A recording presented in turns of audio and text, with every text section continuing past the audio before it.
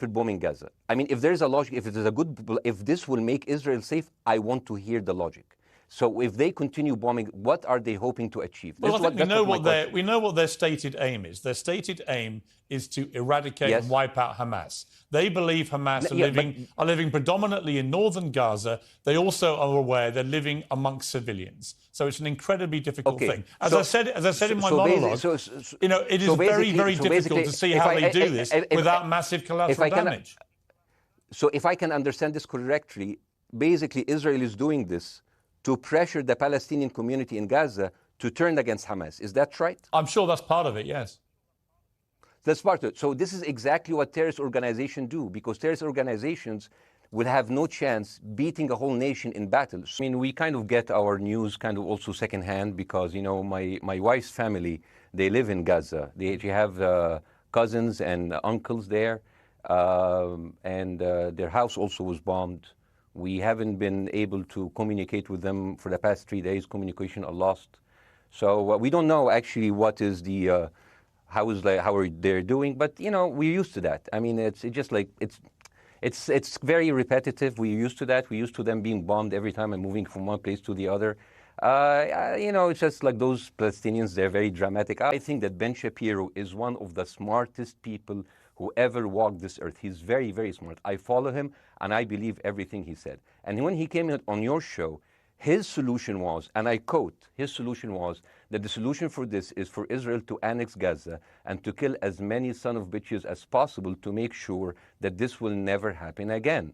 And anyone who called for a ceasefire will be a terrorist sympathizer. So God forbid, I don't want to be labeled as a terrorist sympathizer. So I agree with Ben Shapiro. I think we should kill as many son of bitches as possible. Well, let me, but Bassem, Israel killing us, but they never die. I mean, they always come back. You know, they're very difficult to kill, very difficult people to kill. I know because I'm married to one. I tried many times, couldn't kill her. I mean, there's a dark humor there, and I understand why. Because no, it's not dark humor. I try to get to her every time, but she uses our kids as human shields. I can never take her out. Again, I understand the humor, but to be serious, Bassem, about this. Israel is one of the most racist countries in the world. While you'll never hear anyone in the mainstream media say this, this is actually one of the most important things you need to understand if you want to know what's happening right now.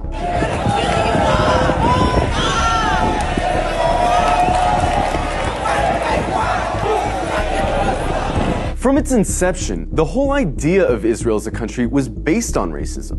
Israel was conceived as a Jewish state, and while there's nothing wrong in principle with Jews having a homeland, the problem is that they insisted that that homeland had to be in Palestine, which already belonged to someone, the Palestinians. The slogan of Israel's founders was a land for a people without a land. But deep down, they all knew that the only way to have a Jewish majority in Palestine, an Arab country, was to expel the Arabs. One of the founders of Israel, Yosef Weitz, wrote, "There's no room in the country for both peoples. There's no way but to transfer the Arabs from here to neighboring countries." Israel was quite literally founded by expelling and massacring hundreds of thousands of Arabs in a years-long process called the Nakba. And when you found a country based on racial exclusion, you're gonna get a culture that fosters and celebrates racial exclusion. Because countries that commit terrible atrocities rarely acknowledge committing those atrocities. And the presence of Palestinians who remained in Palestine became a constant reminder, not only of the violence that founded Israel, but of the constantly looming threat that they might come back and try to reclaim their land. Every day you can find videos coming out of Israel showing Israelis calling for all Arabs to die,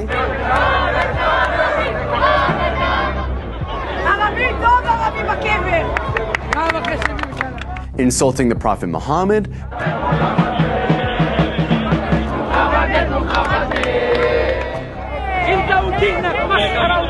desecrating mosques, spitting on Christians, mocking and celebrating the murder of Palestinians, committing violent hate crimes against Palestinians, watching Gaza get carpet bombed from a cliffside for entertainment. But don't just go off these anecdotes. Let's look at some of the polls. One poll found that 2/3 of Israeli teens believe Arabs to be less intelligent, uncultured, and violent. It also found that 50% of Israelis wouldn't live in the same building as Arabs, wouldn't befriend Arabs, wouldn't let their children befriend Arabs, and wouldn't let Arabs into their homes. Another poll found that 60% of Israeli Jews want segregation from Arabs. Another poll found that half of Israeli Jews agree with the statement, most Jews are better than most non-Jews because they were born Jews.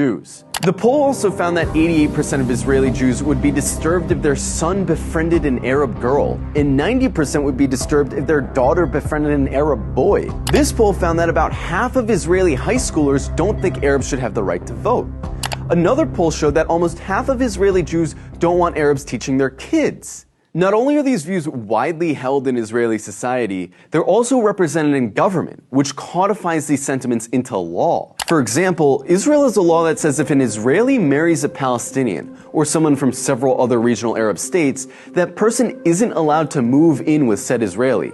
This law was passed in 2003, but it's been renewed every single year since. Israel also doesn't allow interreligious marriage to be performed in the country, which is meant to deter Jews from marrying non-Jews. In 2018, Israel passed the nation-state law, a law which has constitutional status, which says the right to exercise national self-determination, i.e. have rights, is the exclusive right of Jews, no one else. There's also the Nakba law, which makes it illegal to acknowledge the Nakba, the expulsions of Palestinians that were needed to found Israel. This would be like passing a law to make it illegal to talk about indigenous genocide or slavery in America. There's also the Admissions Committee law, which basically allows towns to operate panels that deny applications for entry based on socio-cultural compatibility, which essentially just legalizes racist housing discrimination.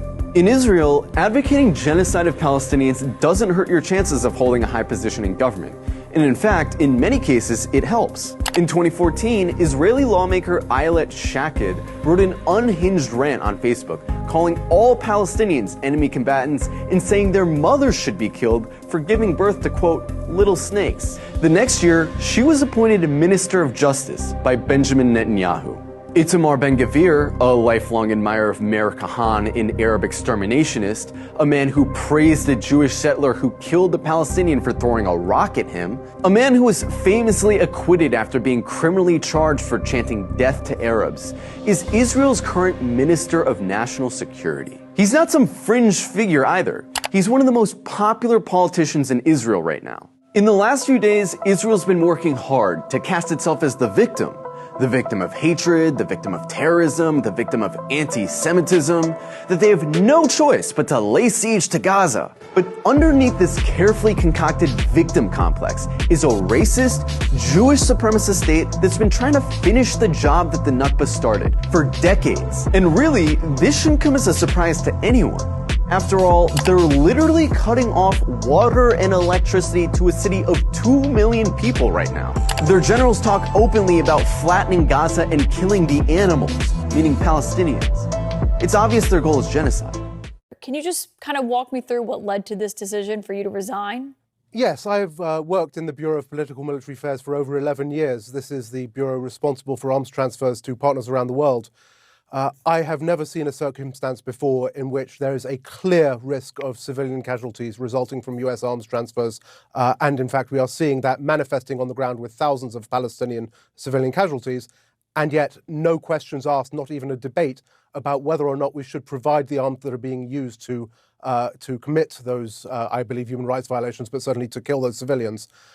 So faced with the massive scope of the crisis that we are seeing in Gaza, the massive scope of civilian casualties, the fact that I also believe that the policy has not led to peace for Israel or for Palestinians. It has been a dead-end policy, but absent the ability to have even a discussion about that before shipping arms, I felt I had to resign.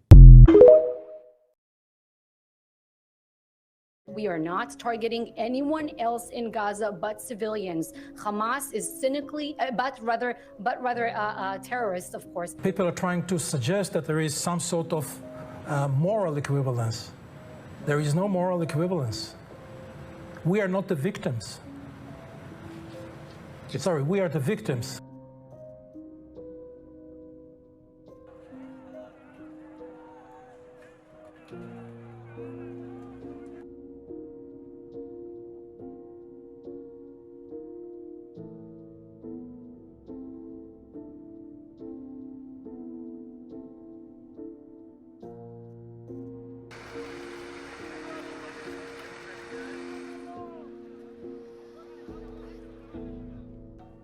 see? So when you see all of that, and you see that suddenly, overnight, 1948, there were 1.5 million Palestinians, half of them, 3/4 of them were overnight pushed into refugees. Yeah. And this is why it's called the Nakba, the catastrophe. So now we have all of this building up into the minds. And suddenly this was like a conflict, a hate, a problem that we didn't have to do anything with. This was basically pushed on us by the Europeans. You see? So this is why it is important to say that. But we don't look at what was happening over there. The best recruiter for Hamas is Israel. I mean, you have talked a lot about the horrible condition in Gaza. Yes. I mean, let's imagine like a little boy called Rami. He lives in Gaza. You know, he have a horrible life, but like, you know, it's not that bad. I know he has a cousin in the West Bank. He's living a good life. He wake up in the morning and he found out that he was kidnapped by 3 settlers. He was burned alive by kerosene and he was forced to drink the kerosene. His name was Muhammad Abu Khudayra. That settlers did that to him in 2016. Said, all right, you know what, I'm just gonna leave. I'm gonna find a way to go to Europe. His aunt is a published author and she won a prize in the Frankfurt Book Fair. His name is Adnaya Shalabi. And now she was cancelled because of what's happened, just because of her a Palestinian.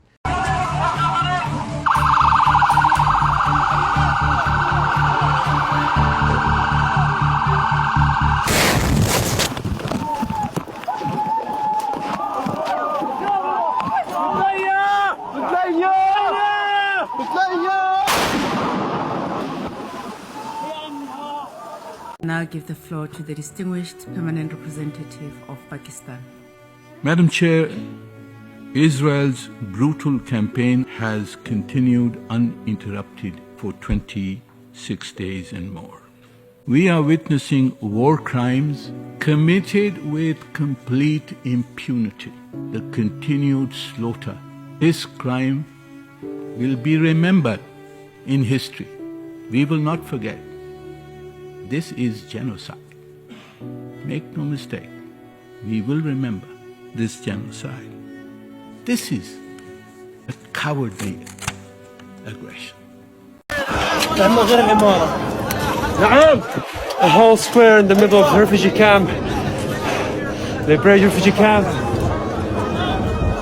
got demolished.